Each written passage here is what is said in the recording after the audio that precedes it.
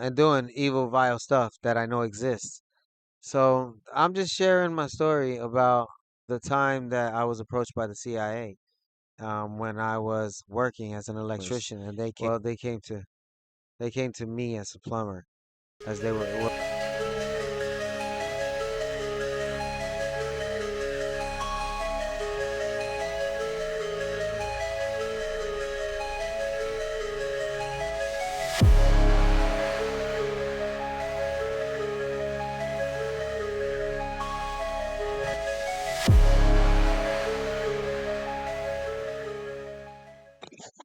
So I want to share a story, true story, and then my thoughts about it.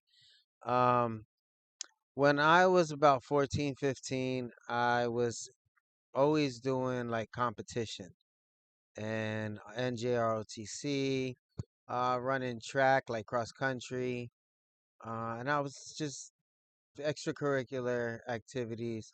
I like to do, like running after school or something. So when I used to go to all those unarmed drill teams, because that broke my wrist, so I couldn't do the armed drill team. So I did the unarmed drill team, and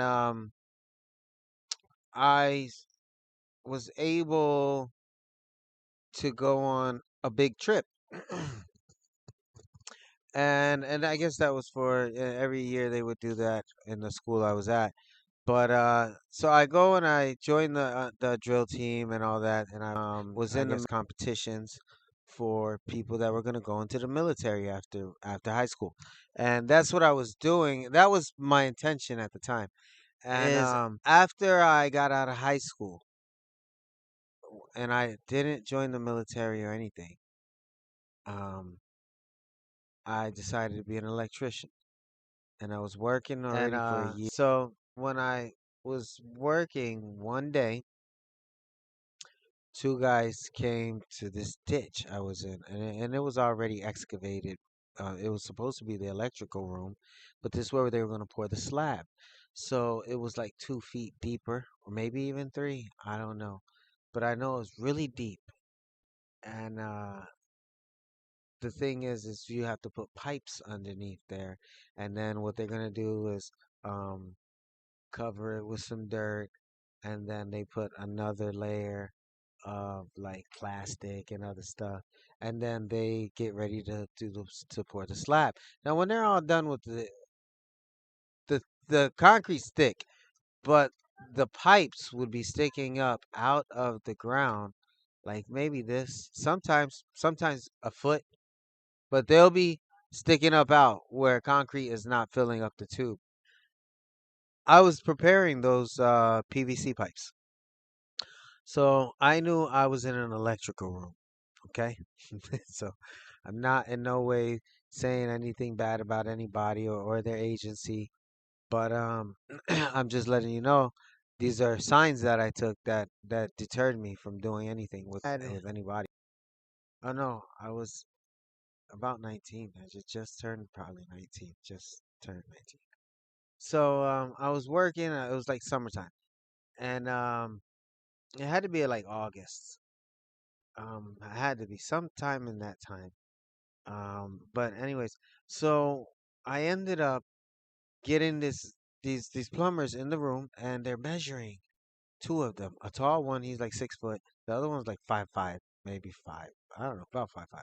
So he's measuring, and I turn around and I'm looking at them like, what the hell? And the man's like, "Hey, oh, you electrician?" I'm like, "Yes, sir." And he's like looking at me because I'm looking at him funny.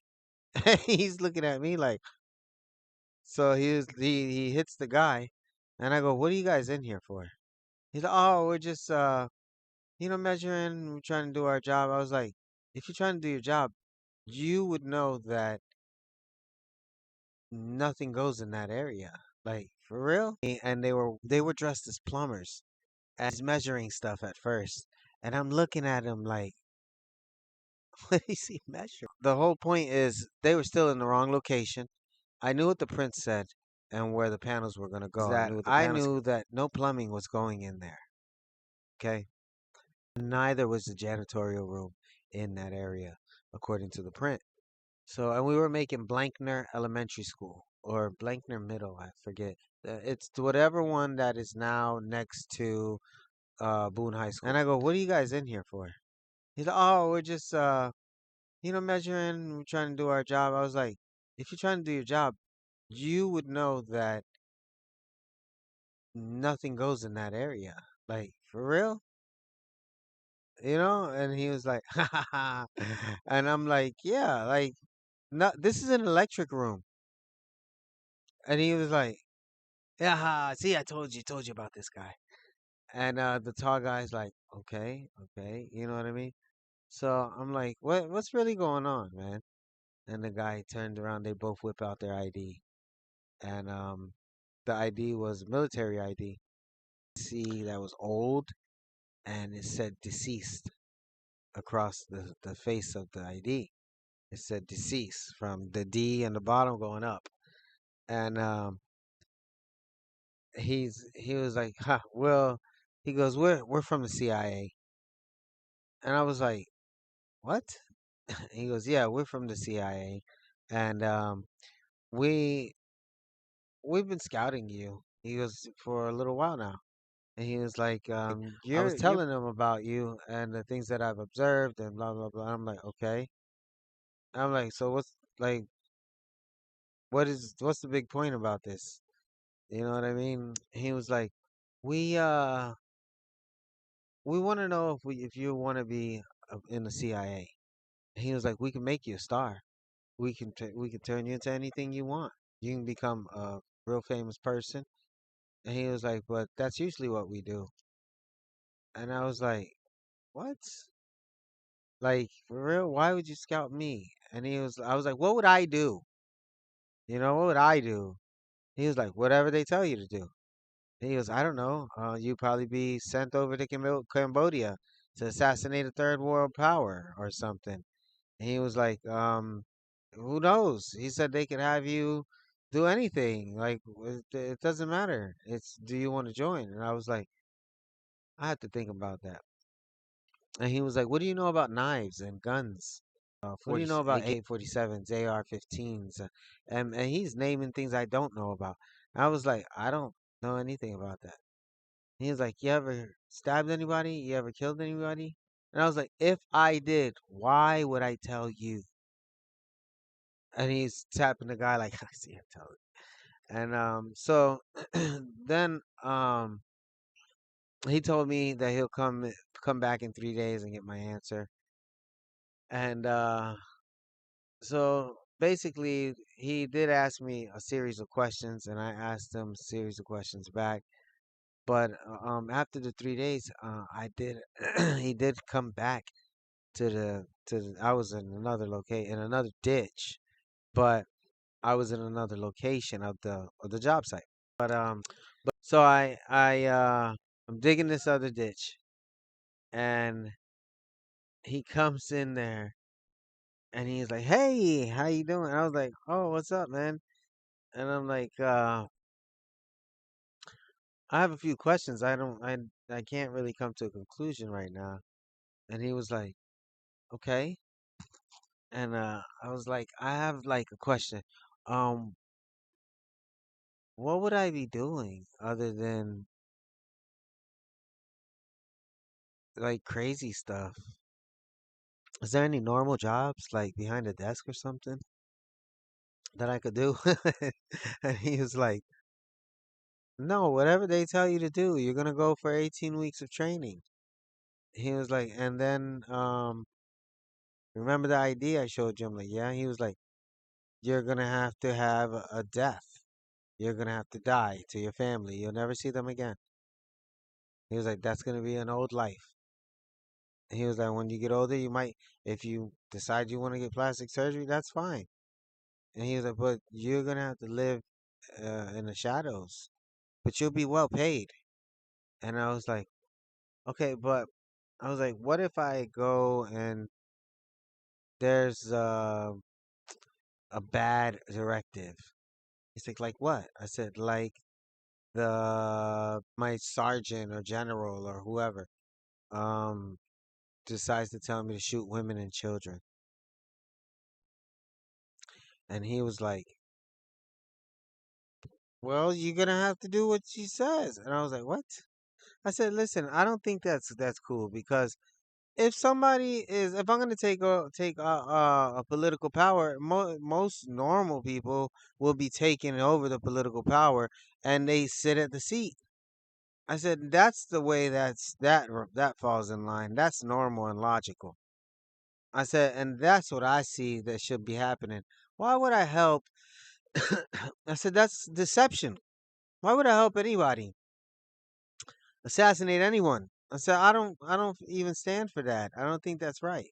And so if you're telling me to even take out women and children, I said I'll turn the weapon and I'm already labeled a murderer, right? I'll murder that guy. And he was like, people like you get murdered in the field every day. And he had already told me a bunch of stuff about when they train somebody, they got to train somebody tougher than you. They trained you double or triple the time so they can come after you and take you out. And all kinds of stuff. I'm talking about from you getting cyanide capsulated teeth things so you can just kill yourself when they try to question you. Um there's a lot of things that he said.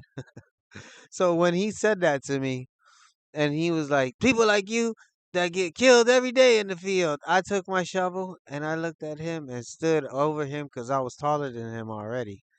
And I swung, put my shovel over my shoulder, and I said, "It's people like you that come to people like me, know nothing about me, only what you study, and get buried in ditches like this."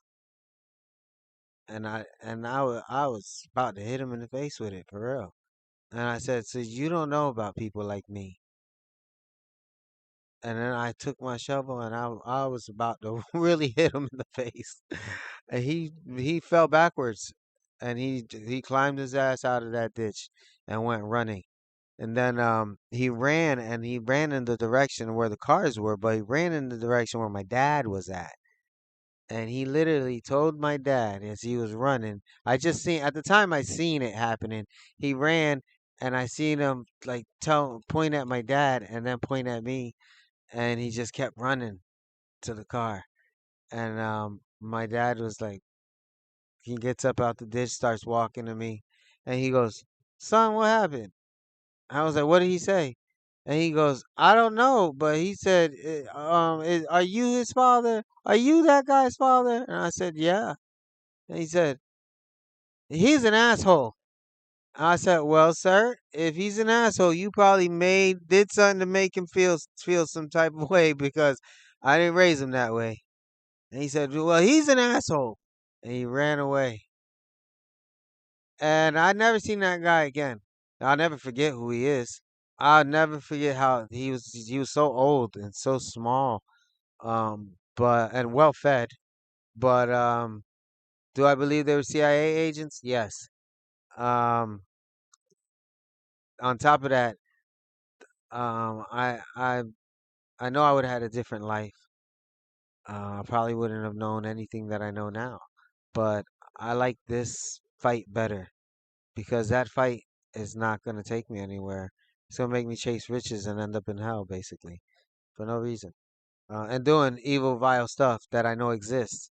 So I'm just sharing my story about the time that I was approached by the CIA when I was working as an electrician, and they came to us as plumbers. Well, they came to me as a plumber, as they were dressed as plumbers, and they came to me as an electrician, and I just realized a lot of folly in it, and I was like, nah, I'm not, I'm good. So I know that it happens, and I think the reason why it happened is because they were probably scouting already people that were already in a certain circle, and it doesn't come to it comes to realization that shortly after that. I ran into a friend of mine named Lissa, and she was telling me her stories about when she worked for the CIA, and she actually worked for Bill Clinton, and she was a liaison, and that we'll talk about next. So, on my thoughts about what I think when it comes to the CIA and initiation and what happens with, um, I guess you could say celebrities. I think a lot of celebrities are in the CIA. I think the CIA, like after they do certain jobs, that's their reward. They get to operate on TV. Um, so yeah, I believe that the CIA and all that is in your face and acting like they're not. You know, they probably run the news agency. We don't know. But the point of the matter is, why wouldn't they? It's the Central Intelligence Agency. Although they sent two dumb agents to act like they're measuring a freaking a sink or something in an electric room.